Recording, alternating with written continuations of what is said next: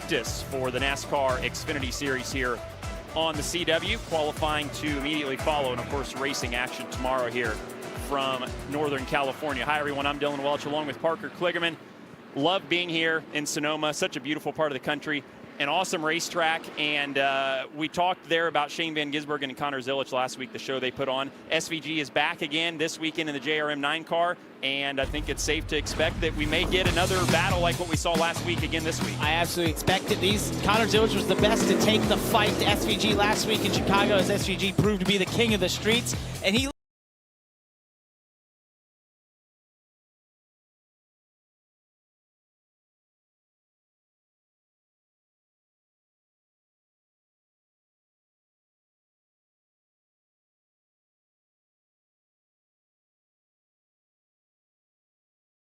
I think the result might be different. As cars hit the racetrack for this 50-minute practice session with everybody on the racetrack. Parker, let's take a look at this racetrack and some of the challenges, the elevation changes, everything that makes this place so unique. And that's really the key. The elevation change is massive around here. As you go off into turn one, 70 feet of elevation change, 11.7% grade, but it looks like an absolute hill or mountain you're going to climb. As you go off in turn one, the car compresses a ton. As you go into turn 7, this is a hairpin that you normally go into first gear. We all learned a lesson from SVG last year. He used second gear there. None of us know how. It's been a big controversy. And then you go through the fast turn 10 towards turn 11, the hairpin there, walls on both sides, the track can get blocked. And once again, you usually would use first. SVG, he used second gear there. That's been a massive controversy amongst everyone in the field that looked at his onboards. 1.99 miles, 12 turns, and one of the most fun racetracks we go to all year. And you mentioned at the top, Dylan, picturesque, beautiful. This is the most beautiful booth we've had all year. Sonoma wine country. It's just so amazing to be out here. I love this race. I love this track, and I love this area. Weather is beautiful today as well. It's supposed to be all weekend, as it usually is out here this time of year, but great to be here in Northern California as we get a look at Connor Zilisch. And where he's second place finisher last week. And where he's going through right there, that's turn 10. It's one of the fastest corners on the track. It's sort of in between third and fourth gear. Now you head into this hairpin down in turn 11, but that turn 10 is such a sketchy corner at times. You'll see the cars wiggle and move around. The left rear is going to be begging for you to stop putting so much input through it and load through it, because it's just taking a huge stress through that corner. And then these elevation changes are awesome. As you go right here out of 2 towards 3A, I call it 3A and 3B. Some people call it 3 and 3A. I don't know, it's a little confusing. Nonetheless, right here, when you turn up to the right, it's blind. You have to pick a point off in the distance and reference off of that to be able to know where you are when you crest that hill. As you can see right there of Carson Quapple coming over that hill. And then turn 4 is a lot of fun that Zilisch just went through there. Overall, a very fun racetrack. First laps for Connor in an Xfinity car here. He does have Trans Am experience on this racetrack. He said he was like 15 when he ran that car, which is pretty remarkable considering the beasts that those cars are, and he didn't even have a driver's license, and he's out there manhandling one of these cars around this racetrack. Does that surprise you? No, I told him. I said it doesn't surprise me at all. Well, right now he's got about 6/10 on the field over Justin Allgaier. Remember, we're using that alternate start-finish line there before turn 10. So as he goes through, that's another lap. He's down at a 1:17.8. Justin Allgaier is at an 18.4. So just over 6/10. It's Nick Sanchez jumps up there as well. So we're going to start to see these times tumble. You know, this place was repaved last year, and it was really fast, but it was a typical repave. And there's a lot of grip on the groove, but once you got out of the groove, there was no grip. I think after a year of this place baking the sun out here, it will change a little bit, but you're most likely going to continue to see the lap times continue as Wyatt Herbst just had some extracurricular activity here. Gets back on the racetrack and up to speed. Out of turn 2 was that incident. No harm, no foul for Riley. Just testing the limits and finding the limits back in this Joe Gibbs Racing 19 car for the first time since, I believe, Coda in the spring. And where he did that out of 2, that is easy to do if you dump the left rear on the exit.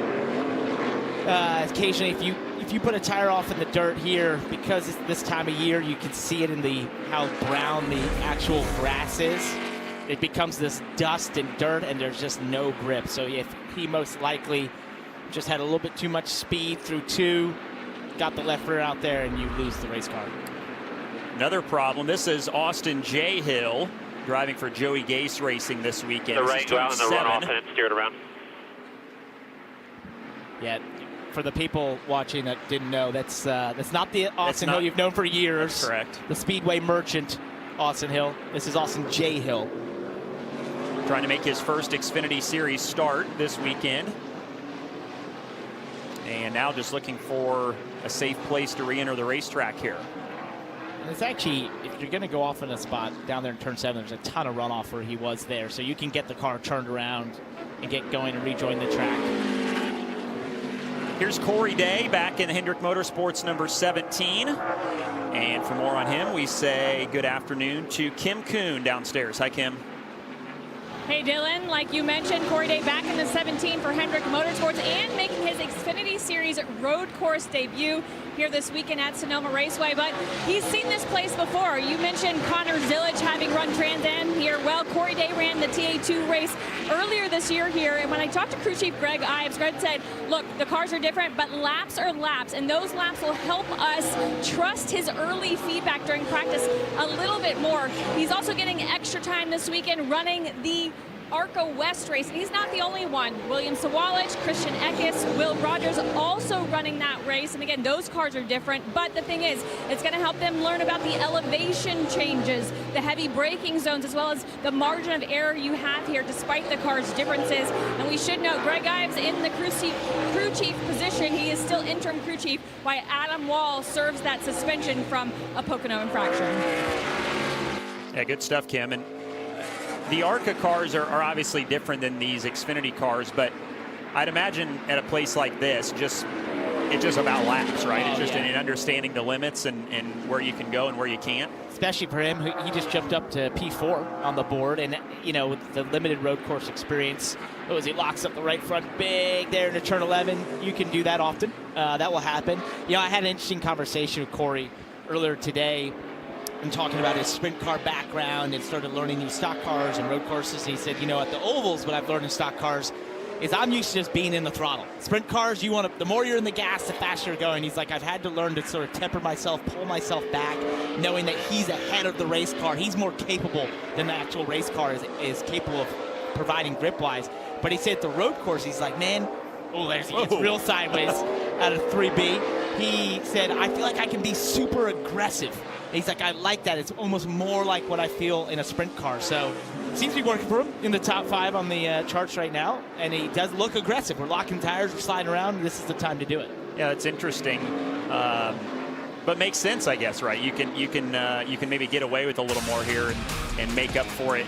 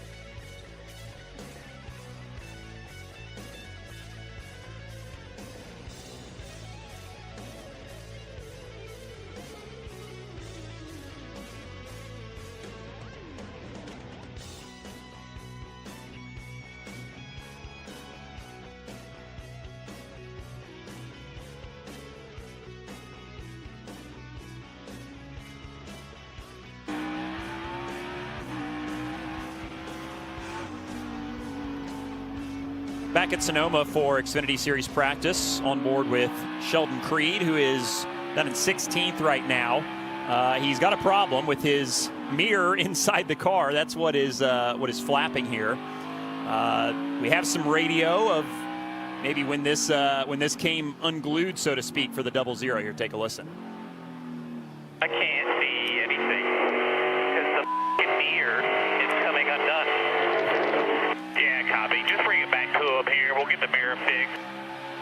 He didn't bring it back. He stayed out. That's you said that's just attached by a screw basically right here, so we may see it fall.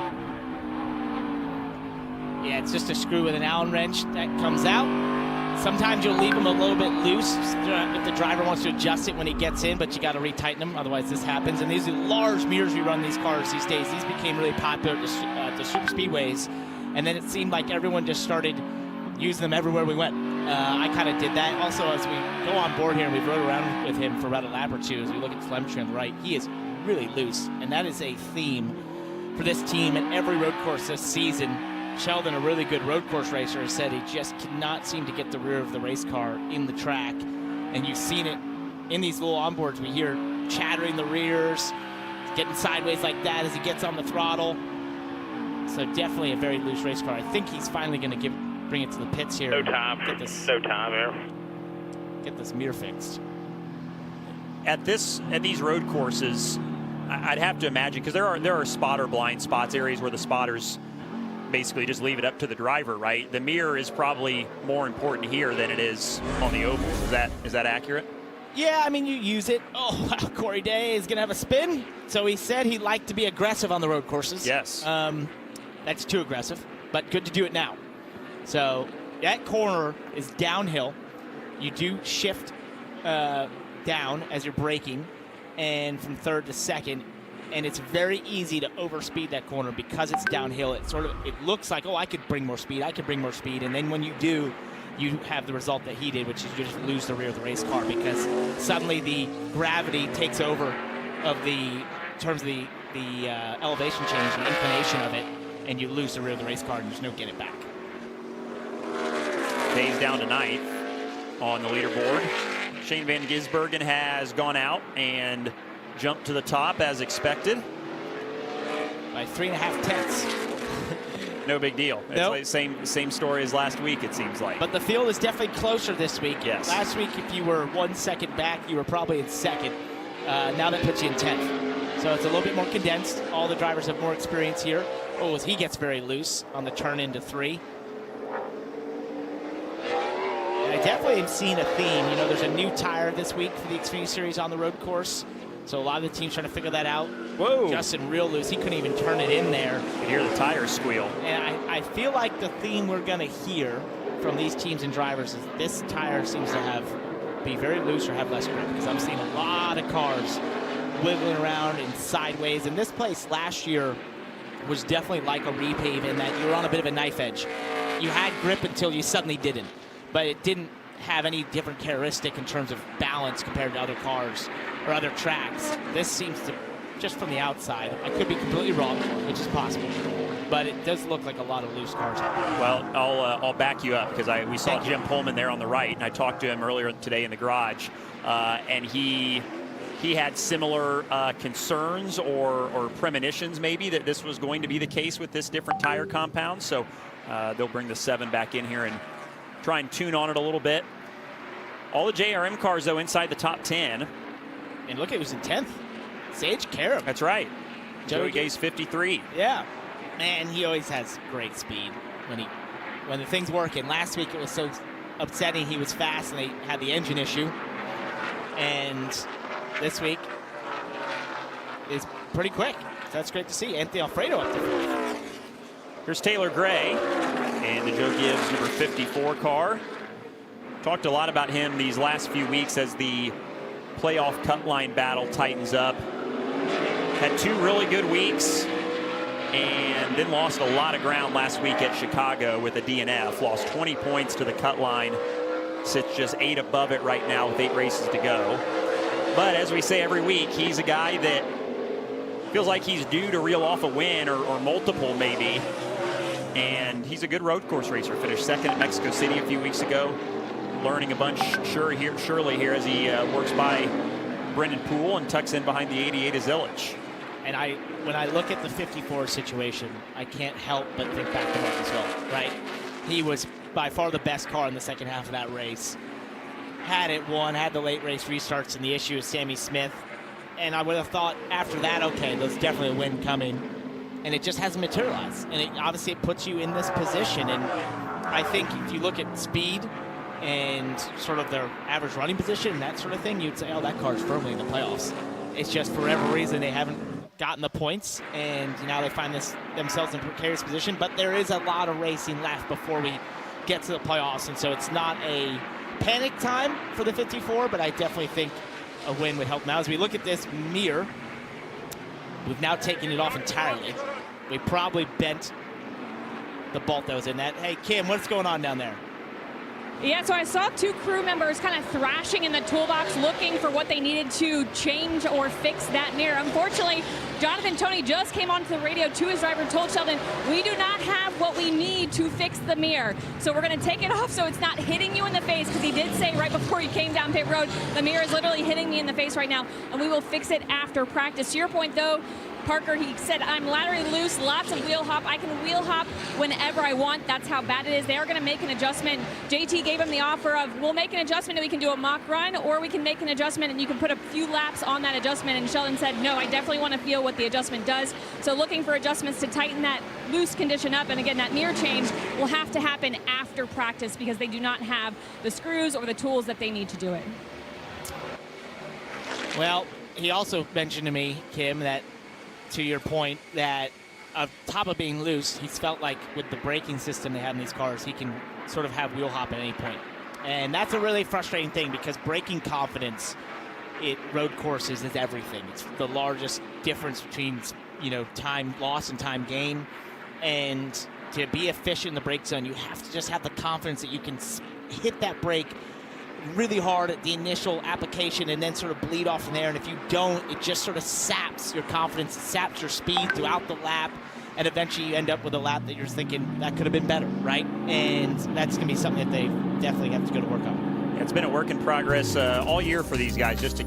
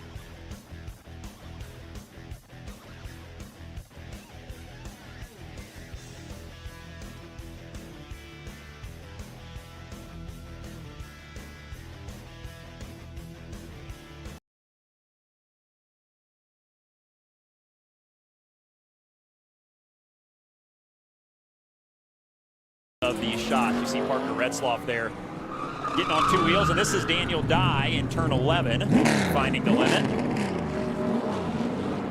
And here's Sam Mayer, turn 1, coming up the hill. So he was pretty wide to avoid some of the cars that were coming out of pit road. And what I'm learning already, now that we are about halfway through this practice, a little bit more than that, there is way less grip here than there was last year. To put it in perspective, SVG is at a 16.9 right now as its fastest lap. We were down in the 14s for qualifying last year. Now that was in the morning on Saturdays with 9 cars SVG, but I've just seen so many cars have issues. We're hearing the tires chatter everywhere, all over the place. This it seems like either this tire is a massive difference, and it is a different construction, and then I believe this track, for whatever reason, has lost a lot of grip. Let's take a listen to Nine's radio. The steering's still way out. Probably need a little bit more, then I can go to the other slide, which is annoying. Sorry to be a pain there. Car's very loose in the rear, laterally, in the center of the corner, and then on exit. The front is very, very good. Wouldn't want to lose much, but yeah, the rear just doesn't have enough lateral grip. So I'm assuming the steering is, once again, the same thing we saw at Chicago, where he's trying to get it lined up on the spline, and that spline kind of is where we can detach and attach the steering wheel, and you try to get it on a spline that sort of puts the 12 o'clock on the steering wheel in the middle when you're going down the straightaway. And if that's off, it can just be sort of a visual frustration for you in the car. Then for him to describe being loose, and exactly what he talked about is what we're seeing, which is every one of these cars is just struggling with rear lateral grip. We're hearing the tires chatter all over the place. He's not immune to that. He may be going faster as he struggles with that, as we're down to a 16.3 with him in his 5th lap. But definitely he's fighting the same thing as a little late turn in there. Just overcooked the corner a little bit. And you notice one of the things that will be the best indicator of a car that's super loose is when you see that car hesitate to turn into the corner. And that tells me that the driver is just really unsure where the rear of the race car is. Doesn't want to turn the wheel too much, doesn't want to be too positive with the wheel, and therefore really struggling with the rear grip. And if you lack that confidence in the rear grip of the race car, it makes it really tough to trust it as you turn into a corner, ask it to change direction. Justin Allgaier back on the track after some time in the pits. Here's some radio from the 7 camp. Do you feel like I need to be better, Jim? Like what are you looking at there? What do you feel like I could do better? I don't have any SMT, but I can't really tell. I'm useless to you right now. Pace-wise or not, yeah, I can't really help you. Well, without SMT, without the data there, hard for Jim to see exactly what's going on. But hey, bud, you're on your own. Yeah, rely on his driver. You got a lot of experience. See, Blaine Perkins has had an excursion as well. This is becoming a theme. I would say if you're watching with us today, you'll most likely be watching tomorrow this race. But if you're not, or if you want to call a friend and tell them, if this continues tomorrow, this is going to be quite the race. So definitely tune in on the CW. Join us, because if this grip level stays similar and the issues these teams are fighting continues, this is going to be quite the show tomorrow. Good thing about this place is, unlike last week, if you make a mistake, you're not in the wall. You're not usually having to go to a backup car most of the time. We see Anthony Alfredo up to 3rd right now. He had a tough week last week at Chicago, but this is a strong rebound for this 42 team. Right, they had mechanical issue right as we got home in practice, and it was just a continuation of some of the issues they've had. And at road courses, he's so good, as you see right now in the top 3, which is awesome. 9/10 away from the leader in Shane Van Gisbergen, but still in the top 3. And oh, look how loose he is off of 10 there. He definitely shows up when we go to the road course if they can provide the car. This was the issue they had. There's an oil line that basically came apart or loose in that car. Doused oil all over it, everything, and that's what you see with the smoke, and you see the telltale shiny road there behind it. They were able to get back out right at the end of practice, but he just didn't get a lot of laps, which was unfortunate. And he does things like what we're seeing, where he's top 3 right now. That's what I expect out of Anthony Alfredo. If they can give him a car that can last and is somewhat decent, he'll carry it and find a way to put it in the top 10 or top 5 on a road course. And that's what I love about road course racing in the Xfinity Series, is these smaller teams, lesser budgets.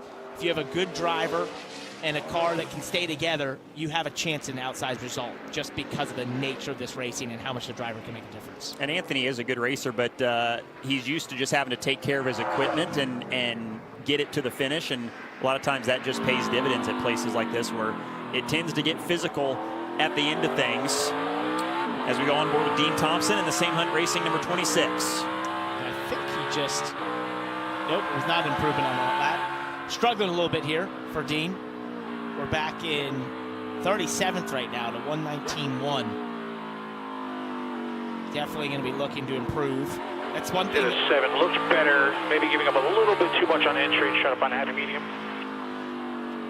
It's one thing that this team told me about Dean at the road courses. They feel like at least his approach has been great in that he might not be the fastest right off the bat. He's learning. He's trying to get better at these types of tracks and in road courses. But what they see is as long as he keeps the car together, he improves through the whole weekend. And, you know, right now I feel like they're starting probably a little further back than they want to be, for sure. But I definitely, if he continues the trend that he's been on with them, you know, this is exactly what they're looking for. If he can improve into qualifying and improve in each stage of the race, that's when they find themselves running the top 15 late in the race, and you get a better result than when you start the weekend. Yeah, finished 14th last week, did Dean Thompson. So to your point, just a base hit type of day is exactly what they need for that 26 team. As does this young man, William Sawalich. It has been a tough season, to say the least, for this rookie. Flashes of speed, and you can see that once he gets some more experience and just some reps that come with getting through the ups and downs of a rookie season, I think this kid is going to be something special. He already is. He's won races and won championships on the NASCAR ladder. Just trying to get his feet underneath him here in the Xfinity Series. And you mentioned the speed part. I mean, has won poles. Right. At really difficult racetracks, too. Nashville, I mean, that's one of the hardest qualifyings of the year. And he was able to go out there and get a pole and was leading laps early on. I think when it clicks with his speed, it's going to be a very dangerous situation for the rest of the field. It's definitely been a trying year for him in the races and the results. But if he can continue to have the confidence in knowing the speed level that he has, I definitely think there's a very high sky for that team and a very high ceiling is what I was looking for. That's the word, by the way. That's like when I was trying to say that other word I can't say today. What was that word? It's soliloquy. Soliloquy. Yeah. Oh, I did it! You did. Let's right go! When it counts most. With the Felt mics, like I just nailed a corner. with the mics on. Austin Hill in the 21 is making his way around the racetrack. For more on him, let's go to Kim. Yeah, currently 19th on the board, which is a little bit of a head scratcher for a guy who has 4 straight top 4s on road courses, top 10s in both Sonoma races, but they have been back and forth onto pit road, trying to cure a couple of things. The first run, he described it as very unbalanced front to rear, can laterally shear the back of the car and chattering the fronts easily. Came in, made some adjustments, sent him back out. Then he said it was sputtering bad through the S's, as in like the motor sputtering. He's not sure what started to cause that. They brought him back in, made more adjustments, sent him back out. Again, they had that sputtering through the S's, and so finally brought him back in, did some additional adjustments, sent him back out. Chad Haney saying finally, hopefully we have the car running smoothly now. So just a mixed bag of issues for this 21 through this first half of practice. Well, the handling issue, they're not alone, but the sputtering, that is frustrating. That happens usually in the elevation change when the car is being starved for fuel, the engine's being starved for fuel. So what they can do is some adjustments to the carburetor. Remember, these are carbureted V8 motors. There's no fuel injection in there. You have to tune that correctly, and so they can make adjustments to try and help that, force more fuel into the engine in those areas and not have that sputtering. But that is something that these carbureted motors can suffer from with all the elevation change. 19 minutes remaining in practice for the Xfinity Series. Hey, look at that guy. Race fan today, Adam Alexander. Happy birthday, Double A. Oh, Jamie's here. Why doesn't he just come on up? Hey, buddy, just, yeah, come over. They're just being race fans. We'd have to hanging pay out. him his day rate or something.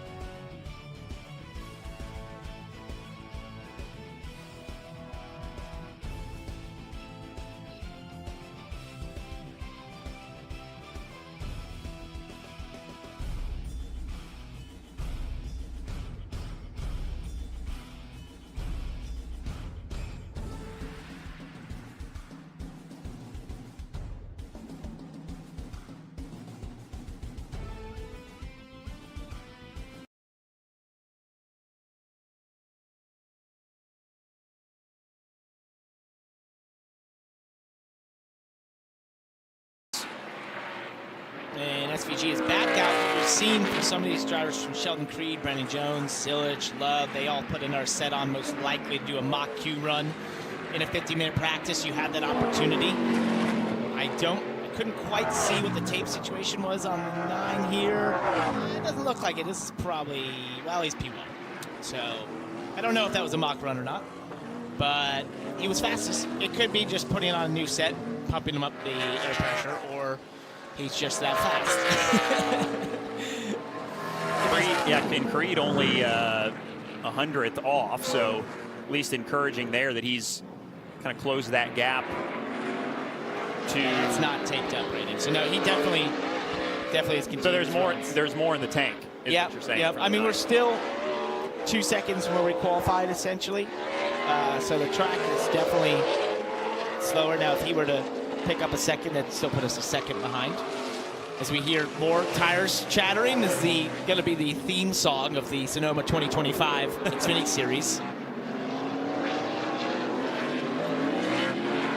SVG working by Brad Perez here. Clear. He gets out of the way. That's a wild story about Brad's car. Did you see this on social media? He did a great post. So he hit the wall in the race last week. He ripped the left side of the car off. That team went to work and in 3 days and replaced the entire left side and the rear. He did help in terms of tearing the car down, but he said from that point on I became pizza delivery boy and coffee guy, and I wasn't gonna get involved in that part of actually assembling it back together. But he was super, thankful of that team putting in such effort with a quick turnaround from Chicago to go all the way out here to Sonoma. They had to do it fast. They had to get that car back together, and they were able to do that. And he did an amazing job making the race last week. Had a tremendous lap in qualifying. So great to see him back out here.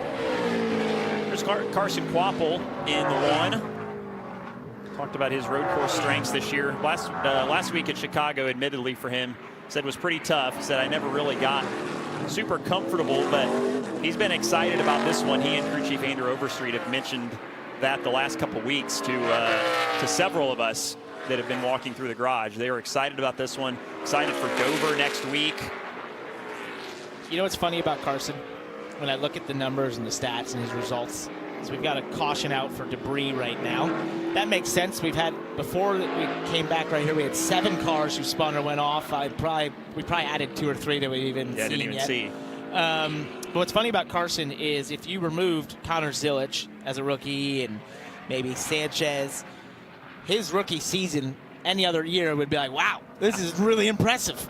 You would think almost every week he has a shot to win, especially to road courses, which he didn't have a lot of experience with. The only thing he hasn't done is win. And so I think it's, any moment now. It's not if, it's when for Carson Quapple, but definitely the road courses are an opportunity. Yeah, we've talked about it all year. The rookie class so strong this year, and Quapple no exception. SVG pacing the field.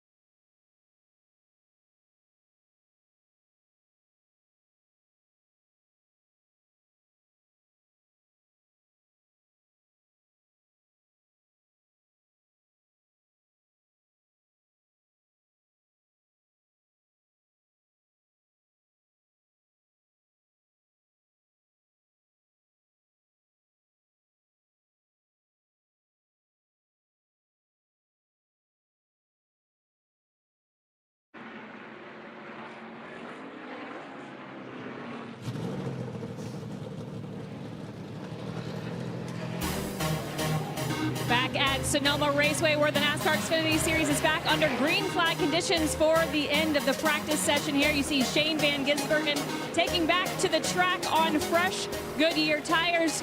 Bad news for the field. He was not on a mock run earlier when Parker and Dilly were trying to discern whether he was, and he's not going to do a mock run. In fact, Corey Shea, crew chief, I checked in, I said mock run, and he kind of blew me off and said, no mock run.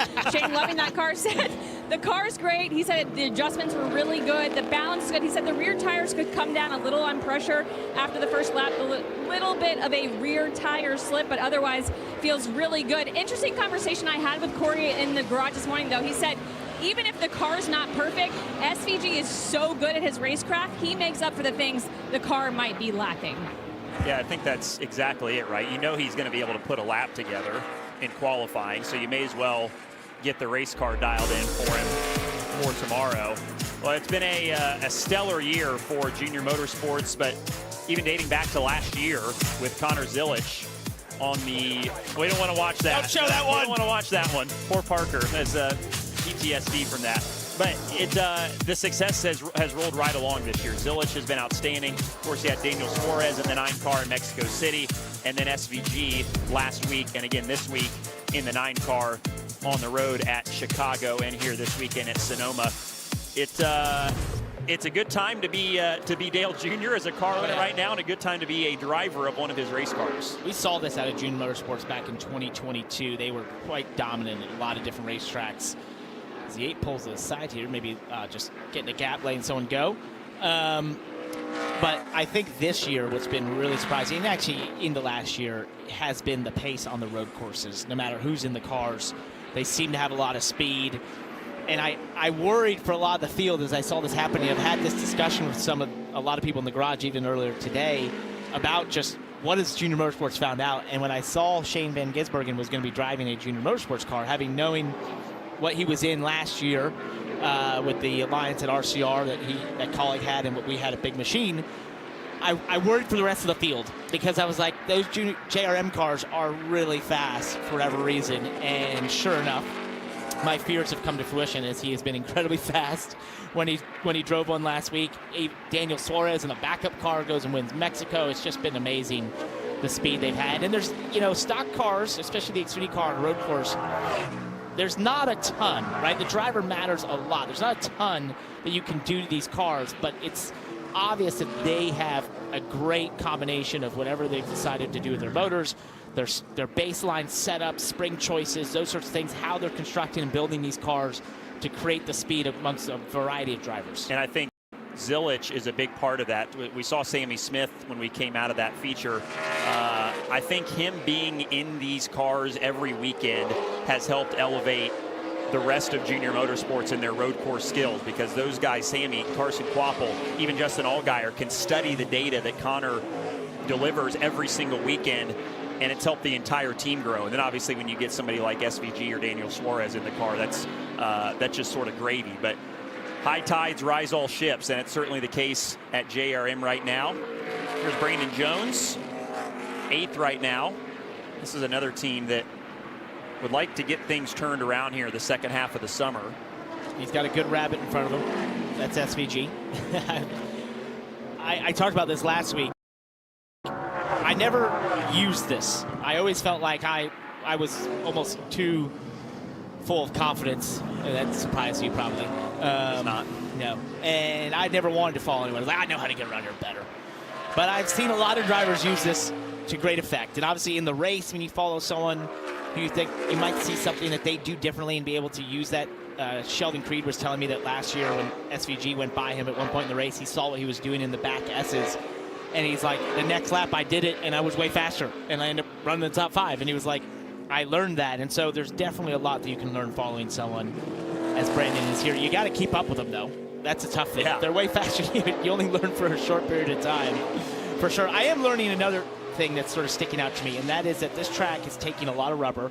I've seen it lay down on the racetrack. We're seeing the speeds improve. We are getting closer. Connor Zilich went to P1 at 15.2. There's Nick Sanchez, who has jumped up to 10th on this latest run. And I think this is, still a young repave that's going through its transition phase as it wears in. And also you had those ARCA cars. You had those old Trans Am cars that were out before that most likely the rubber from those two cars and types of cars did not gel well with this Goodyear rubber that we have in the Xfinity Series. And they've sort of gotten rid of that, laid down Goodyear rubber, and this track is definitely gaining grip. Cup cars will be on track tomorrow morning as well before the Xfinity Series race. So track will be even more different compared to when they exit it later this afternoon after qualifying, as we are under 5 minutes remaining here in practice. That was a good run for Nick. He jumped up to 6th. We talked about how sometimes you get that first win and everything else after that just kind of starts to fall into place. He had a really good run last week. Well, burn. We can. You said it, not me. So you can say that about yourself. Sanchez finished 5th last week at Chicago after the win the week before at Atlanta. 2 really good runs in a row for him. Exactly what they needed on that 48 car. And he had never been there. All he had to reference was the sim, and the same situation here, and obviously has the speed. And he said last week he kind of surprised himself because he was like, you know, I was pretty confident in the sim, but I got there and I was like, oh, this is definitely different. Like having the walls on both sides, but he was like, I loved it. I had so much fun. He got away with a couple close calls, he said, but overall had a lot of speed. That was really impressive. Oh, see the 25 used the curb in turn 4. Used all of it. And then that sort of forced him out. So that curb, you know, we used to the old pavement, you'd hop as much of that curb as you could. It's sort of changed. It's become a little bit more violent now. And when you see cars hit it incorrectly, it can do what it did to Harrison, which is it sort of just forces the race car out of the groove and where you actually want to be pointed down that straightaway. And so you've got to use it sparingly and correctly and with the right angle. If you don't, it just upsets the race car more than it used to in the past before the repay for whatever reason. And if you watch old video around here, you think, oh, I'm going to use all that. I'm just going to hop that thing. And now you've just got to pick and choose your battles in that curb. We've seen the cars going through turn 11 to that wall that is lining the inside that was not there before last year. It used to just be tire bundles, and that wall was added before the race last year. So that's another wrinkle for these drivers to navigate as we see Ryan Ellis in the 71. Yeah, they saw Chicago street course and they thought that'd be fun in Sonoma. Let's just make a section like that with walls all around. So it's definitely changed from the tire bundles that used to be there. Ellis making his 150th Xfinity Series start. And one top 10. I was just going to say. Happened this year. Big milestone year for Ryan Ellis. Got his long-awaited top 10 that he's been working so hard for. 150th start in the series this weekend. So you know what drivers do in our downtime in the week? Sometimes we'll find ourselves on Racing Reference, which is a terrible decision because you start to see your whole career just put in terms of or Racing Insights. They're looking at me right now up here in the booth, very upset. But anyway, my point saying was that you look at the stats sometimes and your whole career is now just boiled down to a couple numbers on a page. And Ryan Ellis had a funny story of seeing that single top 10 and he thought, well, that's pretty disappointing. Wait a second. Yeah, it used to just be a 0. Now it's just a 1. 1 for 150. Race car drivers are never satisfied. No, that is for sure. Here's Jeff Burton. Been a work in progress for him this weekend, down in 34th. We got to pick up the pace here, Jeb. Well, Jeb's been working at this place. He started a couple weeks ago on the sim. He was texting me, and I did my best to give a little bit of advice. I am impartial up here in a media position, of course, but if drivers reach out to me, there's a fair amount last week that have some of my notes that they used to good effect, some this week. I don't mind doing that. I'm not using them, so might as well go to good use, all those notes I put together. But Jeb's been working at this place, and he wanted to be better. It's not showing up right now, but I know he's put a lot of effort in, and it's not for a lack of effort that they don't quite have the speed at this moment. And you think for a guy that with as much experience as he has, I find it encouraging and awesome to see a driver with that much experience still seeing their weaknesses and saying, okay, how can I solve this? And going to work at it and getting into the sim and talking to other drivers and trying to find out what can I do better. Jeb is definitely one that is not shied away from trying to be better at this place. And you've seen the results of that in his results on track this year, as Josh Bilicki uses all the racetrack there down in 7. Wait a second, my notes might have worked. Jeb jumped up to 15th. Well, there we go. So there we go. Right on cue. It's working. Yeah. Talk about road racers. Josh Bilicki, definite road racer. Was an instructor up at Road America. So he's had tons of experience in the road course world, always a threat, no matter what car he's in. If we go to a road course, he can extract every bit of performance from that car and some usually. Practice is over. Damn, that flew by quick. That did go by quick. That's fun. We're having a lot of fun up here, aren't we? We started off with a lot of fun moments. Yeah, calmed down a little bit there at the end. And Connor Zilich ended up as fastest overall. And I believe he is downstairs with Kim. Yeah, so let's get a takeaway from that practice, top of the board. But what'd you learn, especially in terms of grip here at Sonoma?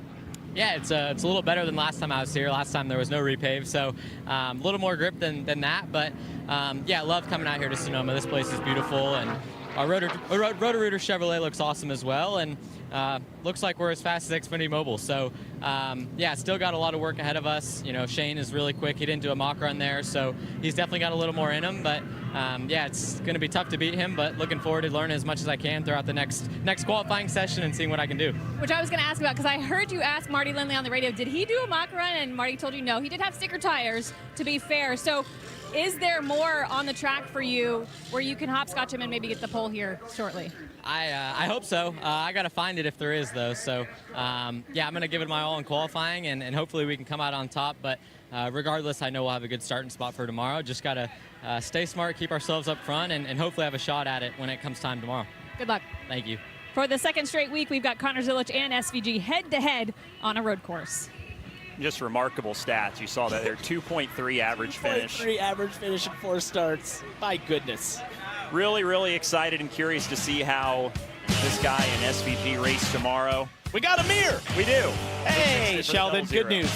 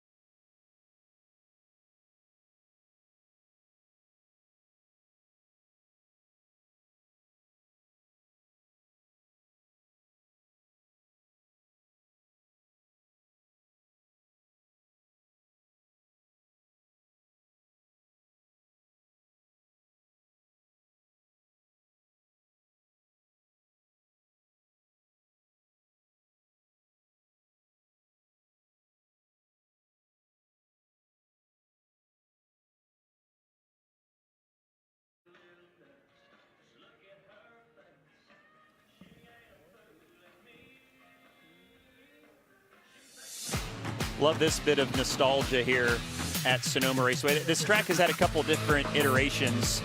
This was the original and the one that I love. So many great memories of, you always heard about Sears Point. It just had that awesome name and I didn't know where it was when they said Sears Point, though. That's why it's now Sonoma. And then when they said Sonoma, I was like, oh, I now know where it is. Yep. Definitely growing up, I probably struggled, for sure. Well, it was an eventful practice session. 7 cars at one point or another had issues and spun, got into the dirt at various spots around the racetrack. St. Mayer going off here at the bottom of the hill. This is turn 1. Here's Kyle Sieg down. Got away with one right here. Yeah, down at 7. Stops. It was definitely very low grip to start. There's no doubt. I think the Arca rubber, those Trans Am cars that ran before, the historic Trans Am, historic cars, I think just the rubber did not gel with these Goodyear tires. Connor Zilic fastest, heard from him a little bit ago. SVG, Sammy Smith, 3 JRM cars in the top 5, with Allgaier there in 7.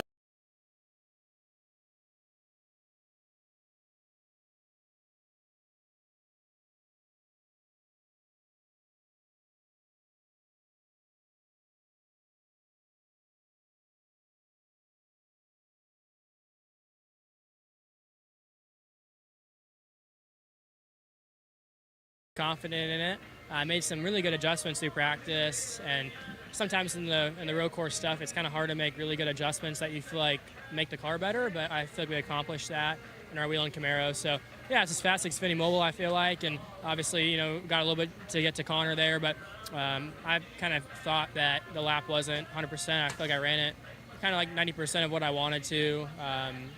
Got our car better and wasn't really ready for the grip that I had out there. So hopefully we can make another pickup there in qualifying. I think we can. Not sure where it's going to stack up, but I think we'll have a decent shot at it. It's well documented, the friendship between you and Connor Zilic. Is there opportunity to learn from each other? Do you guys exchange notes at all or pick each other's brains when it comes to stuff like this? He's not nice enough to really let me dive into his brain a whole lot. Like, he'll let me if I'm like 6th, but if I like 2nd right now, if I go to ask him a question, he'll be like, you got it, and then walk away. So no, I made sure to send a picture to me and Connor and Shane's group chat that we were faster than old Uncle Shane. So, but yeah, really special weekend coming home for me. We got 345 fallen officers on the deck lid of our number 2 wheel and Camaro with the move over on the back of it. So really special weekend for wheeling, really special weekend for me. Got all my family and friends here. So I love coming to Sonoma and have a lot of fun here. I got 3 words for you. You got it. Yeah, thanks. That is Jesse Love. And I did, in fact, see he took a shot of my dirt cam with the stats from practice, and he and Connor above SVG, and sent it straight to that group chat he talked about. Well, the 3 letters that everybody is likely going to be measuring themselves off of today is that man, SVG. He and Connor Zilic, 2 of the fastest so far today.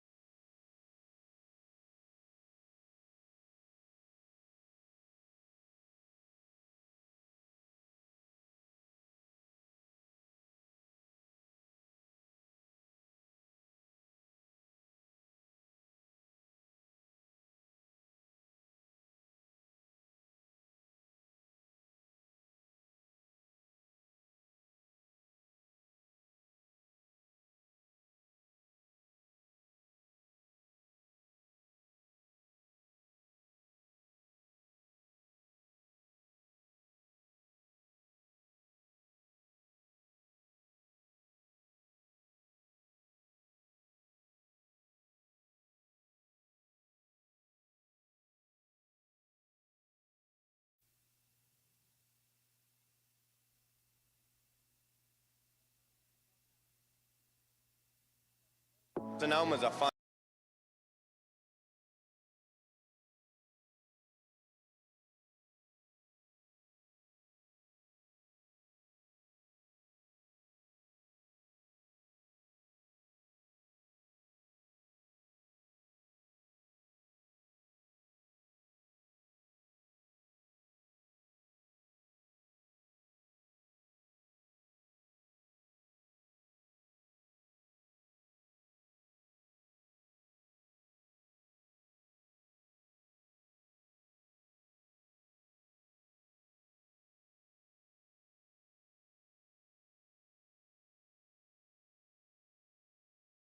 What opportunities are there here for a smaller team like yours? Oh, I mean, honestly, I feel like some of the road courses, it's still tough. You're still at a big resource disadvantage, but I'm really proud of my guys. You know, great rebound from last week. We've had a lot of issues, and they've been digging really hard to get us where we need to be. I feel like the speed's been where it's supposed to most of the time. We just had a lot of mechanical failures and things happening, so it feels good to go out there and have the pace in our wipe Chevrolet today.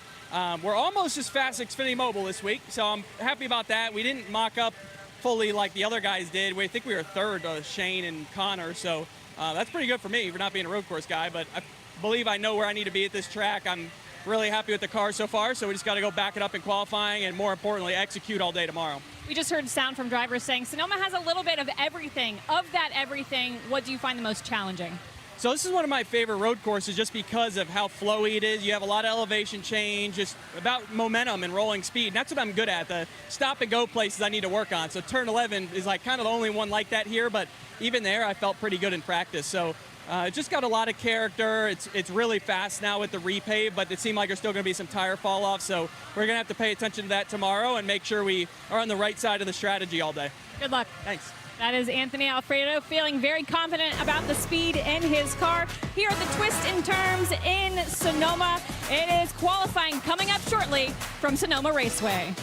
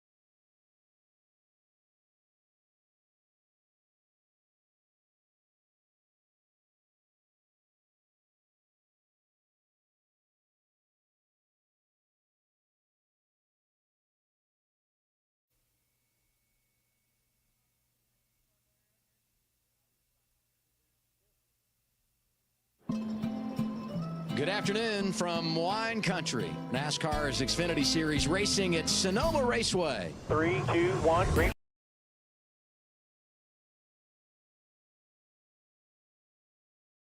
The price. Clear, clear. It's going to be a great afternoon.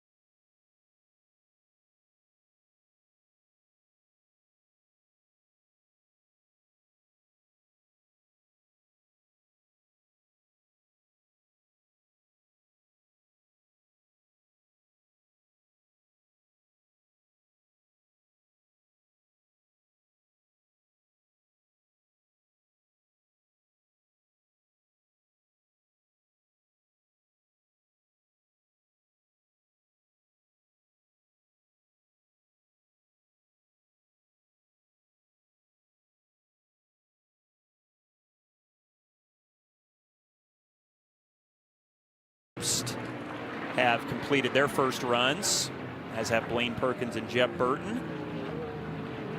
So Wallich still pacing the way right now as we look at Corey Day in the 17. Wallich has got about a 4/10 advantage over Taylor Gray.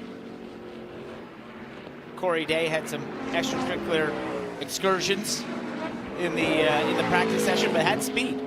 Oh, you see that dust. That is such a scary sight when you start your lap there, especially in 10. The car is already on the edge, and you see that dust. You're not quite sure we'll be on the other side of it. Sometimes it can really cloud your vision.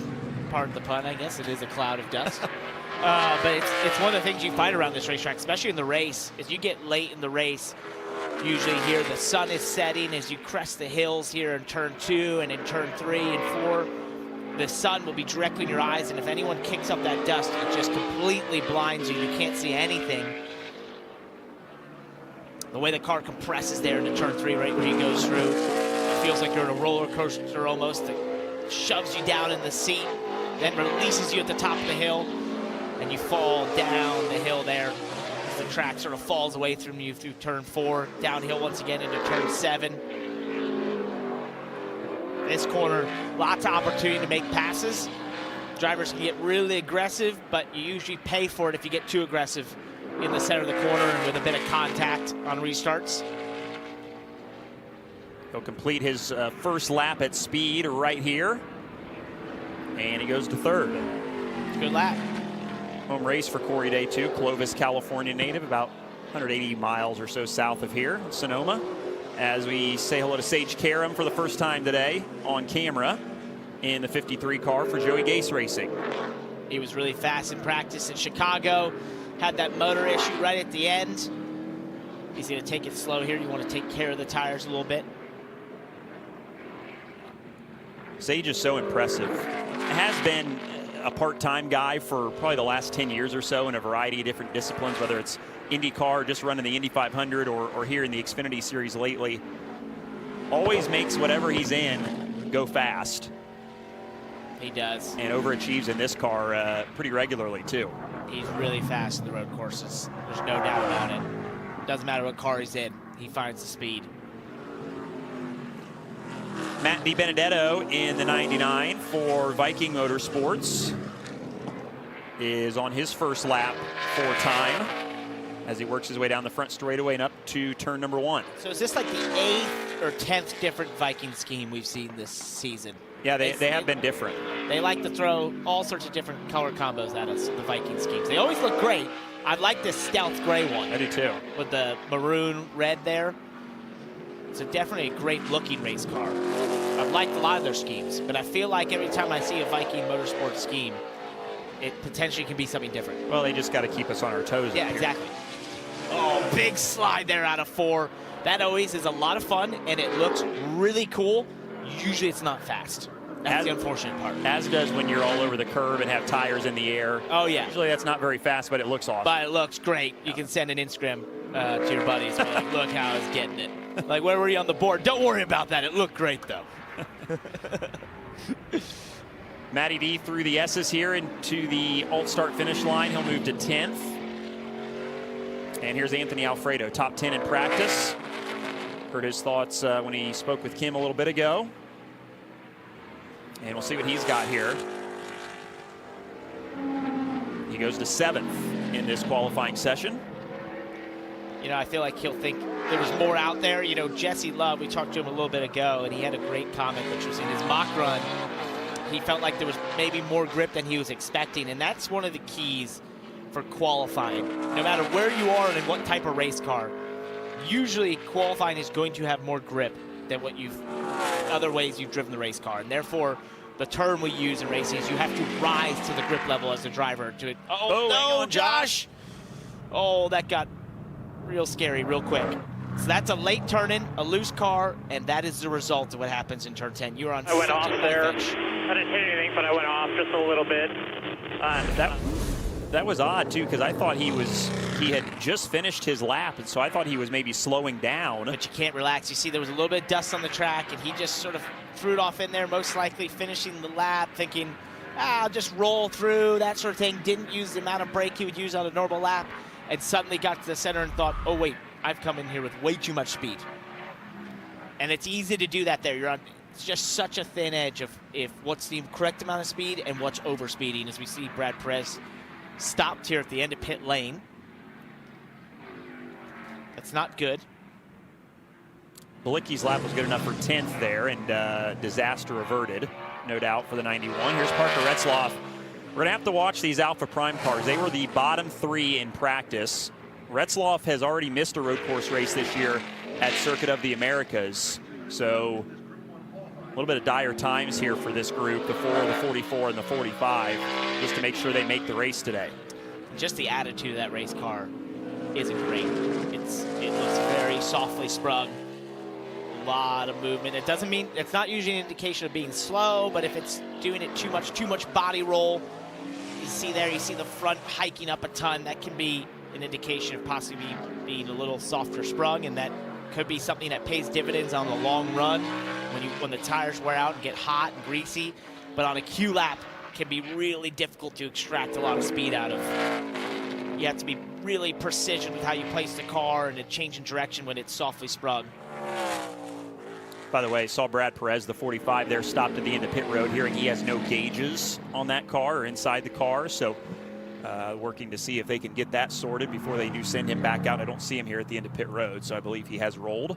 They're pushing him back. I see oh, there him he is. there. Yep. I looked the wrong way. So yeah, you just got to look to the right of the booth. That's right. We lost the helmet here. Everything's going awry here on the 45.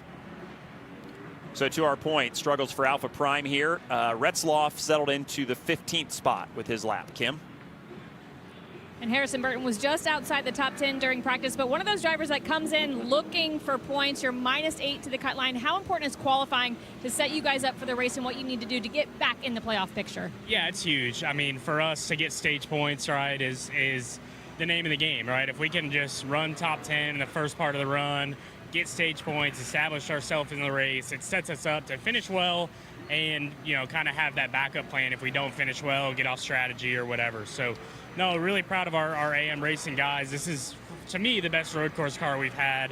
The Airbox Ford Mustang, definitely as fast as Xfinity Mobile later in practice. We didn't mock up. We were, you know, just in race trim and still, I think, 13th. So in the ball game there, for us to qualify top 10 is kind of the goal, and we'll go racing from there. For these guys that are close on points, I think the road courses and having so many in this stretch of the summer here, these last 6 or 7 weeks, it's interesting because there are so many points on offer for these guys that really need them. Sheldon Creed, he gained 30 points last week, and on the flip side, Taylor Gray lost 20. So it goes both ways. But if you play your cards right, you can really do some good for yourself and your point standing situation if things go according to plan. We're watching Ryan Ellis here on his first lap in this qualifying session, and I spent about 30-45 minutes with Jeb and Harrison this morning hanging out, and it was pretty funny because I was saying you guys need a new podcast called The Bubble Boys. The cousins there the Burton cousins hanging out on the bubble. It's high pressure, there's no doubt about it, and every point matters for those teams. Oh, right, see, that noise. That was the same spot his brother spun in practice, turn 4. I don't know if I've ever heard so much tire squealing as I have here this afternoon on this surface. I don't remember hearing that in the car that much.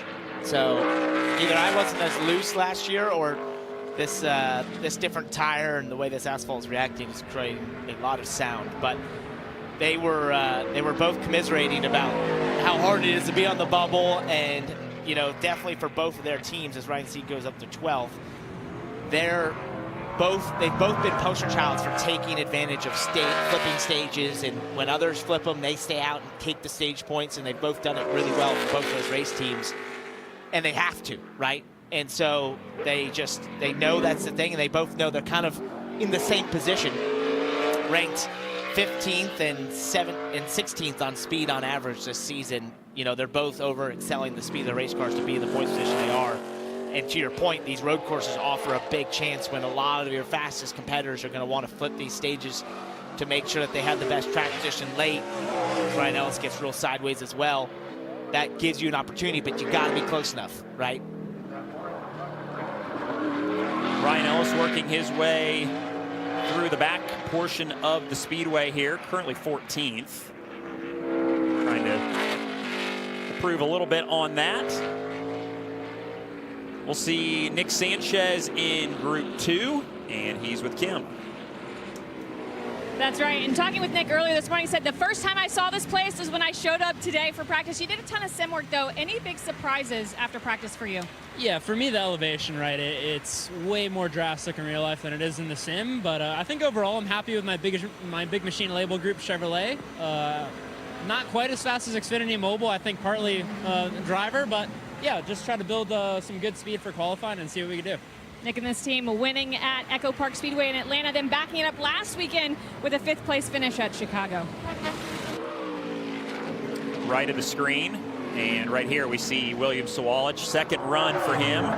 First car out on the racetrack at the very start of this 20-minute qualifying session. Came back in, cooled it down, and going to try to go a little bit better here in the final 6.5 minutes. Yeah, it's a good reminder that, you know, these two groups get melded together and basically just by your fastest times. So they're probably looking at the fact that a 15.8 is good in this group, but in the next group, that might not make the top 10 for all we know. So for William Sawalich, they want to try another lap here to see if he can improve. We'll see if these tires have the ability to refire well. This will be a good test for all the competitors, especially those in the second group. And, you know, I love that comment from Nick about the elevation change being a shock, because I saw him this morning. We were chatting for a little bit, and his first comment was, I can't believe the elevation change here. They do not see that in the sim. And I was like, he's like, do you feel it? And I was like, you will feel it. Especially into turn 1. It looks like you're going straight up a mountain. And sure enough, he was like, I looked and walked around. I was like, wow, that is seriously tall. Yeah, we have a good look at it from our booth here, and he's not kidding. It is. No, It's I've steep. walked it and ran it, and it's once you start at the bottom and you think, wait a second, why did I decide to do this? This is way easier in a race car. His fastest lap. I saw Jeb Burton trying to follow him there. Will Rogers here, he's a spotter normally for Eric Jones, right? And EJ is returning the favor this weekend. Eric is spotting for him over in turn 2 where the main spotters are. So yeah, Will normally spots for Eric Jones on Sundays. He's doing that again this weekend. And Eric is in his ears for the Xfinity Series on-track action. Will's a great road course racer. He went head-to-head with Kevin Harvick here a few years ago now, probably 8 or 9 years ago, in an ARCA West Series race, has won in the ARCA Series on road courses, and we've seen him in the Xfinity Series sporadically throughout the years as well. But this is a guy that I think if you're not familiar with him, you might be by the end of this weekend. He's a good little race car driver. He is, and he's definitely, as you mentioned a couple years ago, what he was doing in K&N, which is now ARCA, was really impressive. And, you know, the dreaded word for every race car driver sort of dried up for him, and that's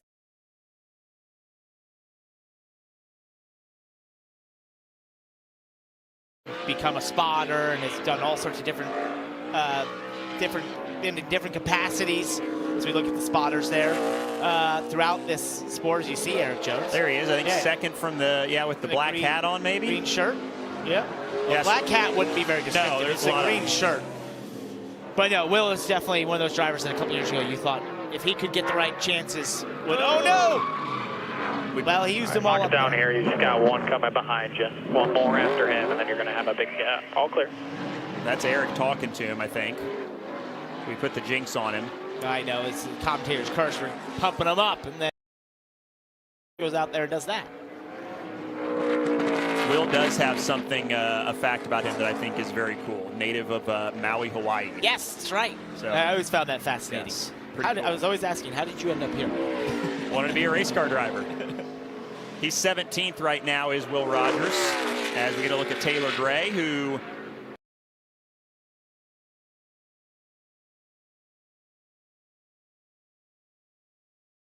we saw it not work for William Sawalich, but for Taylor it seems to be closer. He was a couple tenths off of Sawalich, so if he held this would be an improvement, but it is going a bit of the wrong way. It's really going to come down. Oh, got real loose there on the braking into 4, lost a couple tenths, and now into 7. Oh, once again, loses the rear. Continuing to be difficult. You're starting to see just where the heat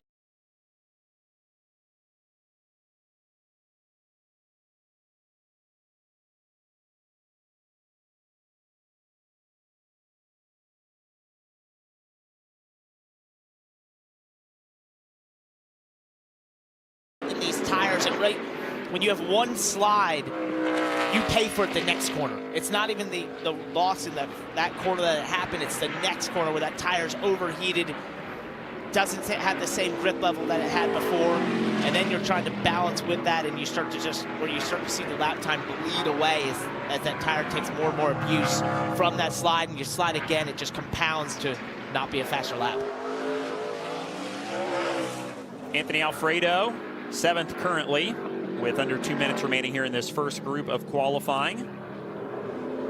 And he is well off the pace of William Sawalich's current fastest lap of the group.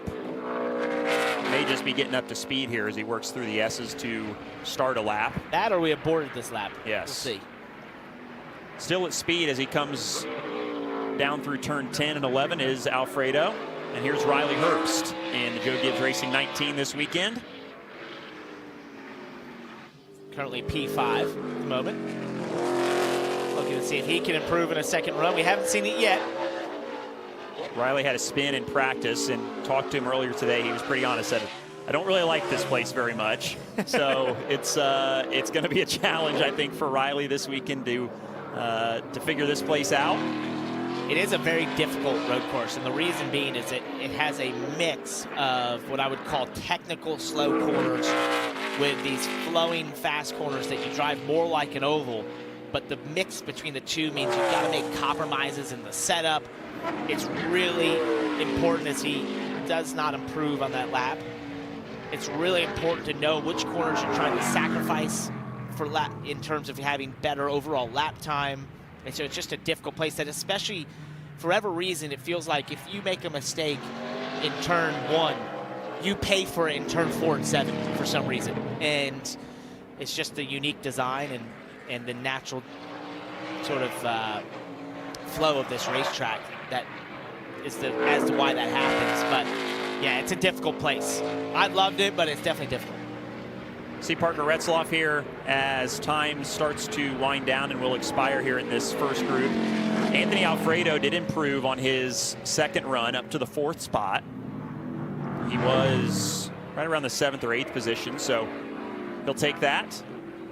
As we see Austin J. Hill in the 35 car for Joey Gase Racing. He's down in 20th right now to 1:18.6. He would need 6/10 to get to 18th. A little more than 6/10. Chillicothe, Ohio native, trying to make his first Xfinity Series start. How did you say that hometown? Chillicothe. Wow, that was impressive. I wasn't even going to attempt. I drive through there. Chillicothe. If I have to drive from North Carolina to Indiana. So I'm familiar. There's a racetrack there, Atomic Speedway. Oh, Atomic? Atomic. Wow. Yep. That's a cool name. It goes with Chillicothe. Chillicothe. The Atomic in Chillicothe. Makes sense. Okay, I'm learning. Group 1 of qualifying.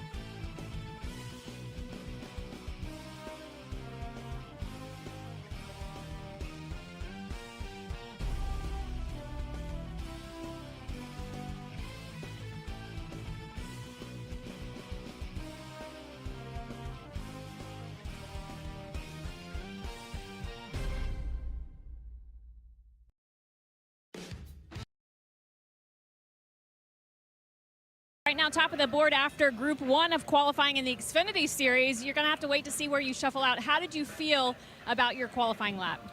Yeah, I mean, we felt pretty good about our Sound Gear GR Supra. I think it's as fast as Xfinity Mobile, at least in qualifying. So I think we're going to have a good day today in the ARCA race and tomorrow. I think we're going to be, for sure, top 10 starting spot, hopefully top 5. I think we put a decent lap down for that. You and I were talking about how significantly different the ARCA cars are from the Xfinity Series cars. What kind of adjustments do you have to make from the driver's seat now that you're in the Xfinity car? Yeah, there's a few different corners that have different gears you have to be in, so that was a little bit of a change to start practice, and obviously more horsepower, different tire compound, less downforce, so the S's are a lot different. In the Xfinity car, you kind of got to tiptoe your way around, whereas the ARCA car is a little more high-paced. We're going to let William watch this Group 2 of qualifying and see where he shuffles out for starting position in tomorrow's NASCAR Xfinity Series race. You've had weekends, Parker, right, where you've run the truck and the Xfinity car. Not quite as big of a jump maybe from the ARCA car as it is from the ARCA car to Xfinity, but I would imagine that would be tough to make the mental switch and just remind yourself immediately when you get out in one car, you've got to do it this way versus the other way. It's funny. It depends where you go and how different it is. Like what he mentioned there, the ARCA car being in different gears. That can really mess you up because you're having to remember, oh, wait, I have to do a different gear in this one because there's more RPM and different power band and that sort of thing. So that's definitely different. Braking points. You know, the ARCA car has a lot more downforce, so your braking points change. But it is funny how you think it's this, like, drastic difference, which it is.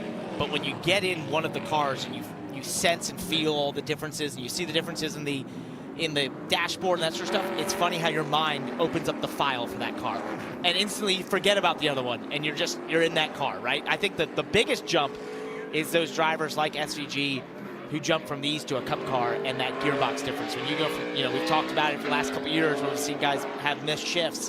When you go from a sequential, which is pulling backed up shift and pushing down to downshift, to an H pattern, that can really mess with you, and you've just got to be really on your game to make sure you don't make that mistake. Group 2 for qualifying hits the speedway. Everybody chasing the time set by William Sawalich here for pole position. And we'll see what Zilich can do. He's the first one out of the pit lane and will be the first one to set a time here for the second group. That was interesting. I heard a downshift into 7 there as we start the lap through 9. Use the curb on the inside into 10. Some choose to stay in 4th, others down to 3rd. It sounded like maybe he was in 3rd. Now down to 11. Hard braking zone. The track dips as you go through there. A little right front rock up. That's not bad. Hooks the inside really well. Back on the power. It feels like that place becomes almost a washboard when you're trying to put the power down late in a race. Now up the hill into turn 1. It's an absolute mountain that you're going to climb. 70 feet of elevation to the top into 2. Downshift to 2nd. You'll do that as you're going through that whole uphill phase. Try and get the power down, but don't go too far out. Now the car compresses into 3. It shoves you down the seat, and then suddenly you're looking up here. It's blind, and it releases you. Feels like you're being lifted out of the seat as you crest that hill. Down into 4. 2nd gear. Little right front lock up. Gets away with it. That was tidy on the exit. It looked a little bit Larry on the entry, but got away with it. Now into 7. Once slow, again, a slow corner, and then you start these S's that William Sawalich was talking about, having a tiptoe. You'll use those curves there, but that can really upset the car. You don't want to use too much. And now try to apply the throttle. Use the curb on the inside of 7. That can usually upset the car a little bit. Let's see what the lap is. P1, 15.5. Yeah, the green on the tracker just kept growing as he got through the second half of that lap. Zilich goes to the top at a 1:15.50. Sammy Smith moves to 3rd overall. Carson Quapple can't even keep up with it. All the times coming through as everybody in Group 2 here. Yes, that's what's happening. Yes. Yes, track getting better, and certainly some fast cars here in this second group that are going to continue to move that benchmark as we get a look at Christian Eckes in the Colleague Racing 16. We're off to a better start than last week. We are, yes. Absolutely destroyed the car on lap 1 at Chicago. I talked to him about that, and he just said, man, I just misjudged it, and the difference was overly aggressive on lap 1. trying to use them as points from the sim. You know, the sim is a great reference. It's a great way to learn a track, but you can't use it as gospel. You've got to feel out what the conditions are on the day when you get there in the real race car. Remember, the sim is a static environment. It's the optimum environment if they want it to be. Real life, there's all sorts of different factors. Big lock up there. It gets a little wide. You don't want to do that. You don't want to diamond that corner. Eckes did rebound to a 15th place finish last week at Chicago, but could have been better than that, I think, if things had gone according to plan in the morning. So he told me where they are in points. He's done the math already. What they need from these races to the playoff start is about 7.5 points above Jeb Burton per week. And if they do that, they make the playoffs. He said it's absolutely manageable. Obviously, they want to win. But considering the way this year has gone for the 16, if they pointed their way into the playoffs, that would be mightily impressive. It would definitely mean that they've had some stellar runs here this time. Here's the 48 Nick Sanchez into 10. We talked about how on edge this corner is. Oh, that's what happens. You just too much speed. And the second you're out of the groove, you start to lose the rear. There's no grip. There's tons of marbles out there. It almost feels like you hit ice. We've seen Josh Bilicki and Corey Day have issues there too. Zilich already out of the car after a fast lap here in Group 2. I don't know. It's not very fast, I guess. Yeah, well, you're still P1.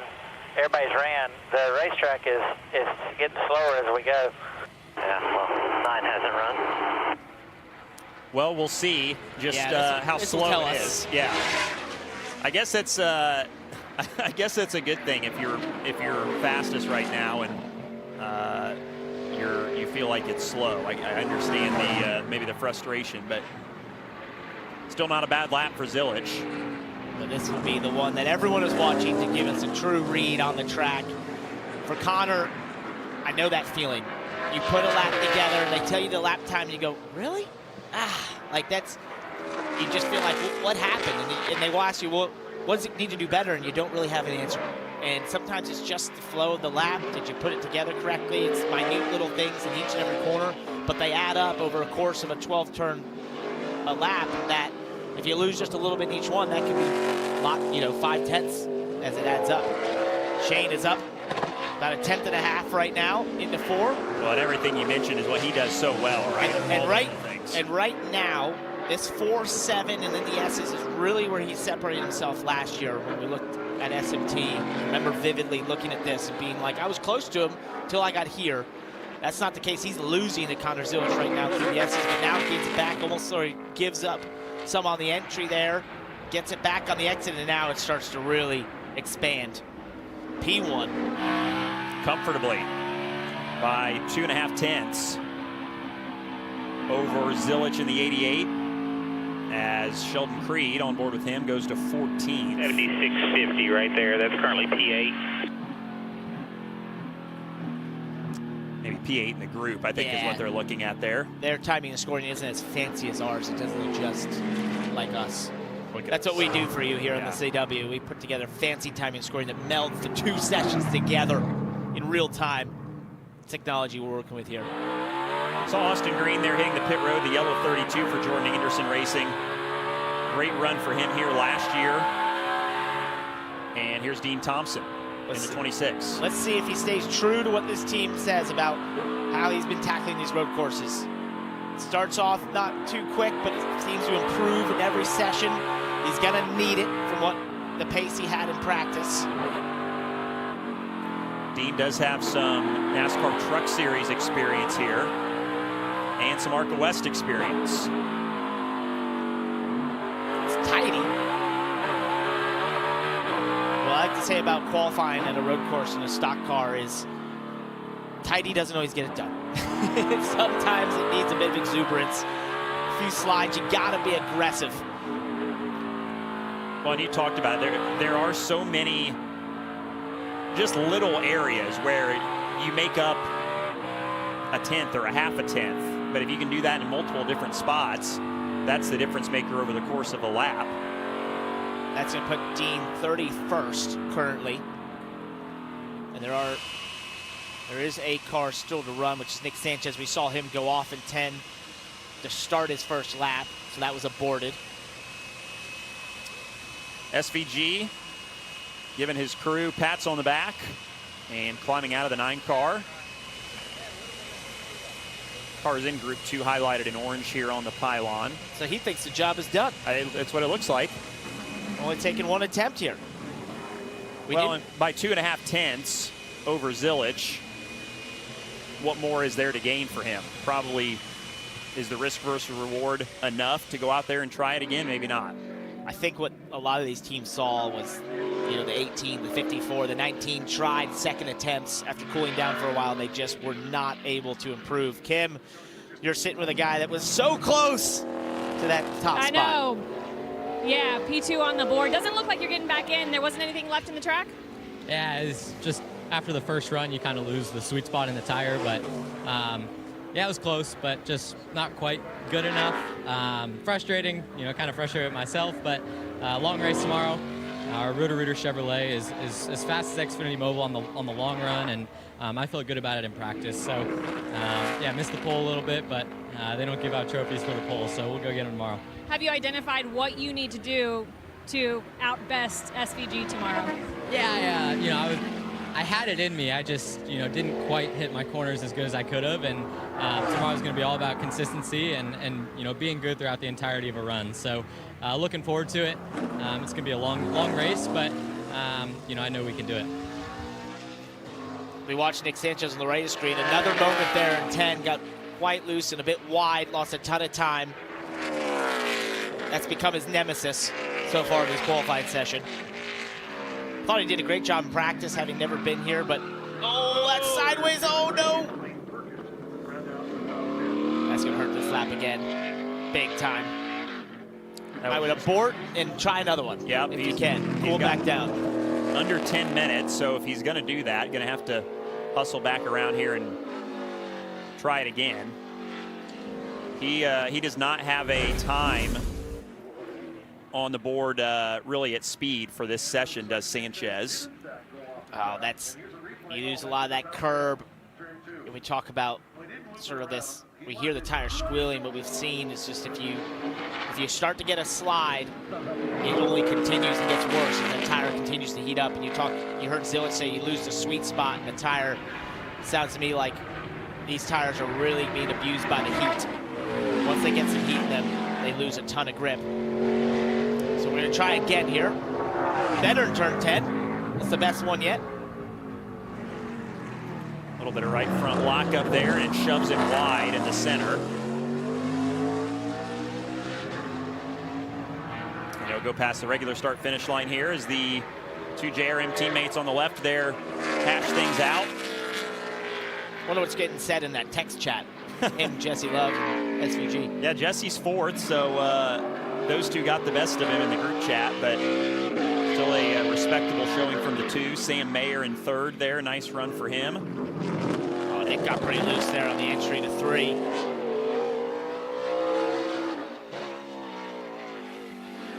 I have like no rear grip. We can see that. Nick, I can attest to that visually from up here in the booth. He's pushing on this lap for sure, trying to get as much as he can here, but the tractor's going the wrong direction. And I think these tires also don't like the heat cycle, which he would have done when he had the big issue in the 10. Even if it was just an out lap, that little bit of heat, then cooling them back down, it just doesn't seem like these tires want that. That'll put him 23rd. So at least it's a lap on the board. It will be an uphill climb, No rear grip. Yeah, we can try here. Well, they might try it again. Is 7.5 minutes enough time to cool it down and make it worth it going out?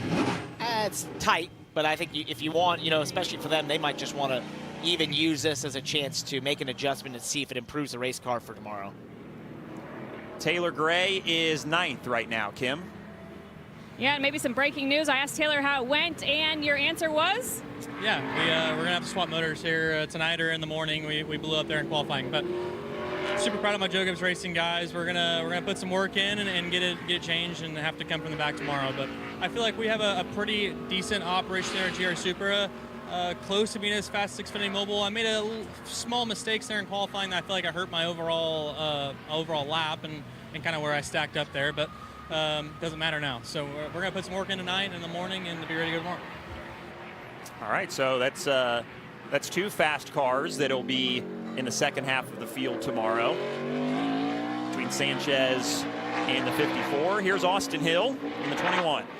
He's going to try a second attempt here. We haven't seen this work for anyone else, but there's a first for everything. I do want to just go back to Taylor Gray and his engine issue there. Don't know if it was self-inflicted with a missed shift or something like that, but if you think back to Chicago last week in the Cup Series, Denny Hamlin blew a motor right at the start of practice. Christopher Bell blew up at the cool-down lap of the race. So although these Toyota motors in Xfinity are actually built by Joe Gibbs Racing in their motor program, not by TRD, which does the Cup side, just interesting to see continued issues for some Toyota motors. Christopher Bell, by the way, will be our Cup Series guest star in the booth tomorrow. That's right. With you and Adam. Actually, at Mexico, just reminded me that Sam Hunt Racing had Christopher Bell in that car and had an issue. They did. You're right. That race. You're right. Austin Hill is 16th right now overall as he works down the hill into turn 4. So far, this would be an improvement from his first attempt. Yeah, he'd be inside the top 10 right now if he can hold on to this pace. And that's what I expect out of him. If you think back to this race last year, he was quick, was in that battle with SVG, which gave us that wonderful video and meme of SVG doing a burnout around him, basically, with the #1 salute. Austin lost some time through the S's here. It does improve, but he'll go to 14th. As Carson Quapple, doing some agricultural racing here. You're plenty good. You were way up big there. Can you run too, Andrew, if temps are good? Nope, bring it in. And you heard the conversation there. Spotter TJ Majors and Andrew Overstreet calling it good. He is 7th. So he can work from there tomorrow. We get a good look at it up the hill here into turn number 1. This is very similar to what we saw of Nick Sanchez. You get up on that curb and suddenly it forces a ton of load on that left rear tire and it can't take it. And that corner, you use the uphill to sort of take away your speed and decelerate the car more than you're using the brakes in a lot of respects. And you don't want to overslow it because then it takes away that momentum. You have to sort of make that car start to pick up again on the exit too. So you try to roll as much speed as you can over that hill, but it's a fine line between doing it correctly or overspeeding, which we've seen out of Nick Sanchez and Carson Quapple. Harrison Burton next up. He is 18th right now in the 25 for AM Racing. He was thinking that they have top 10 speed in this race car. I think he's going to abort this lap. Yeah, tracker way off here. Yep. He knew. It wasn't better. Sometimes you can tell. You can feel it. And here's Sheldon Creed about to start his lap. He had an eventful start to practice. The car was obviously very loose, which we saw out of many. He was able to wheel hop the rear at will, which is not a good sign. Had the mirror fall off. Basically, he was hitting him in the head at one point. You know, Sheldon was in the throes of that battle last week with Shane Van Gisbergen and Connor Zilich, and spoke with his crew chief, Jonathan Toney, today. And he said he felt like Sheldon learned a lot. He's a good road course racer, as you mentioned. Great road course racer, yeah. He felt like racing up at the front for the lead and for the win against those two guys really gave Sheldon an opportunity to learn some things, to watch and observe and fine-tune some of his racecraft, that he was excited about them coming back to a road course for the second week in a row to see how Sheldon would be able to apply that. Oh, you even heard it right there. He was able to lock the rears just quickly. I mean, that is really unsettling. We saw him play with the brake bias in practice, pushing it further forward. You don't want to go too far. You can really start to abuse the front of the race car if you do that. It makes it more comfortable under braking, but it won't last long. But he's definitely continuing these struggles that he's talked about with just being able to lock the rear of the race car under braking and have that sort of loose, out of the racetrack feel from the rear on turning. Creed 15th right now, but this lap on pace to be quite a bit better than that as he works through the final few corners. And he will go to 8th, make it 9th as that car, Brandon Jones right there, displaces him and goes to the 8th spot. Justin Allgaier 10th right now in the final couple of minutes of qualifying. And it just looks like they have been able to pick up a little bit, so it tells me that some of these drivers felt like maybe they probably made a mistake, didn't get everything out of it on their first attempts. Won't be a pickup for Allgaier. He stays in 10th. Here's another JRM car, Sammy Smith, 6th on the board as we sit right now with 90 seconds remaining. That's a good run by Sammy Smith. He's worked at the road course stuff a lot in the last, I'd say probably last 12 months that he's been working at it. Seems to always be around the top 10, but to be that close to the top 5, that's a really good effort by Sammy Smith and the A-team. Said today his goal, and he felt like it was a very attainable one, was to qualify inside the top 5. So missed it by just a spot, but still a really good, solid qualifying effort. And a couple weeks in a row, too. He had that good qualifying run going last week in Chicago before a slower car sort of impeded his lap, but was maybe on pace to be in the top 5 there as well. So to your point, he's done a nice job, has Sammy Smith, to improve his skills as a road course racer. We'll see Nick Sanchez out for one final run here in the 48. Let's see if Patrick Donahue can get some real grip in that thing. It's looking better so far. And final few seconds here, under half a minute remaining. Brendan Poole out there as well in the 44 car. Tracking to be a big pickup if he's able to keep this going. Oh, gets a bit of a slide there in 4. Get some of that time back though on the exit. Tires chirping again. Oh, and their right front lockup. They're gonna want to have to look at that right front tire when we get done here. Sanchez down in 23rd, so this should still be a little bit of a pickup, but not as promising as it looked at the start of the lap. Didn't this time here, didn't this time, 77.24. We were tracking actually ahead didn't improve. all the way until 7. Lost a lot there. You actually saw him get real loose. Oh, the final part of the S's towards the alternate start finish line as Austin Green is out here. Really good road course racer. Right. Fourth place finisher here a year ago in this race. Yes, I raced around him and I had to ask the question on the radio, who is this? I won't lie. I told him this story. This 32 car was beating up my back bumper. I think I was running 4th late in the race, and I was like, who is this guy?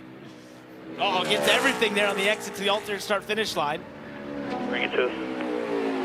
There's a bit of a pickup, but it won't be a pickup in terms of position. He stays 33rd. Well, for the second week in a row, here's a surprise. Shane Van Gisbergen on the pole in the NASCAR Xfinity Series. He'll lead the field to green tomorrow here in Sonoma, Kim. Yeah, and Dylan, he made it look easy. So the question is there anything to improve on before tomorrow? Yeah, race runs were okay, but yeah, qualifying to be front row for our team.